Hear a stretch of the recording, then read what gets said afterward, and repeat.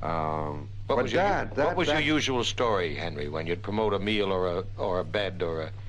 What did you say you were? Ben, when you try to think back to those days that were so crucial, in which your life hung by a thread, and you had to do these desperate things, you no longer remember what you did and said precisely, because it had to happen in the moment, spontaneous and sincere, even if it was a lie, don't you know? It had to be real. And it gets washed out in your memory, don't you know? I didn't have any particular line. I never was a man who developed a line. So I always acted intuitively, do you know, and instinctively. Why do you feel that kind of hunted, perilous, and fear-ridden life is preferable to the salesman with the briefcase walking up Broadway? Well, perhaps the only answer I can say is it's your own life. It's your own misery. It's your own misfortune.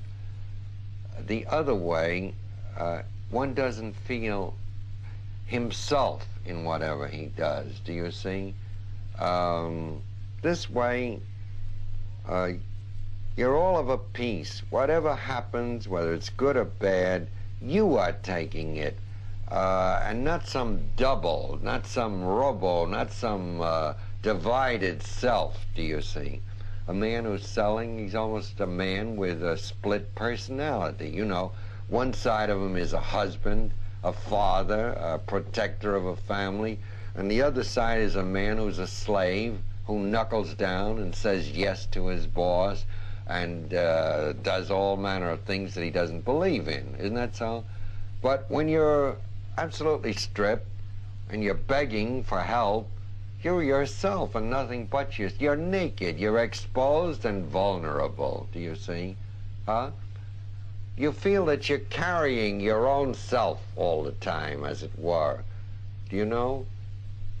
I don't know how better, I don't know if I can make it any more clear to you than that. That does it. That says it. Yeah, it's a... How about... it's true that they are two kinds of servitude, you know, you can't get away from it. They're both vicious, they're both terrible and ugly, but you have still a sense of freedom. A freedom, the freedom to starve and to suffer and so on, do you know? Well, let me ask you then, if these are two kinds of servitude, Henry, is that what life is then? One servitude or another? Is that the lesson of life? Well, I suppose, Ben, I suppose that's a pretty big question. Yes, in a way, what you're asking me, I suppose there's a profound truth there, that's what life is servitude. But let's put it this way. I think I can make it a little more clear. One is voluntary servitude. There can be a voluntary and there's an involuntary. Now, a voluntary servitude takes in the really great figures. Now, I don't mean to include myself when I say that. I'm speaking of bigger figures. I mean like a St. Francis, do you see? There's a man who voluntarily threw away his riches, stripped himself naked in court, threw his clothes on the floor and said, "They belong to my father, they're not mine." Do you remember? He gets up, he goes out, and he becomes the monk. He puts on the hair shirt and so on. He takes the begging bowl, and he elects to dedicate himself to a life of service to humanity and undergoes all manner of humiliation and sacrifice. Henry, I'm thinking about you in Paris in 1930 to 34, the years of the Big Depression. You knew Paris, you knew American tourists, you knew Paris as the center of the world. You had a lot to say about women and the relations of men and women in the two Tropic books. What's your overall feeling about that? Do you hate women? No. This is so strange. Do I hate women? Not at all. No, of course. On the contrary, I would think just the contrary. What makes people ask that question sometimes is perhaps because I have depicted them pretty nakedly and brutally. I've restricted love often to the sex act. Do you see? Love as sex.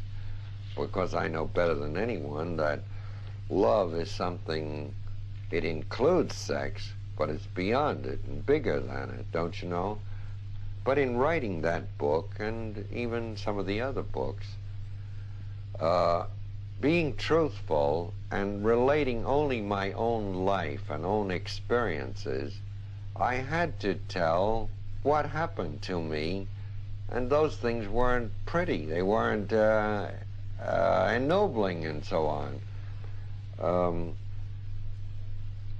It does not follow. That is a strange mistake that critics make and moralists make and so on, to think that because an author chose to write or select or limit what he describes in his books, you see, as his experience, that this constitutes his whole experience. As a matter of fact, I have deliberately left out of my work all the other side, the better, the bigger side, out of a certain sort of pudeur, you might say, do you see? A modesty. Modesty, yes, in a way, yes, yes. I don't even want people to know about that, do you see? That's quite private with me. Isn't that a writer's calling?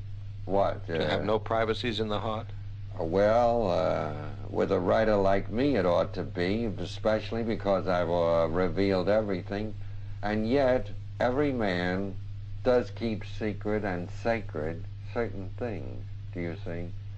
And I'm that particular or peculiar type, I think, Ben, who has preferred to reveal the worst side of himself in his writings, because perhaps it's so little done, and people are so anxious to do the other, or to defend, or to justify themselves. I have certainly not tried to justify myself, do you know?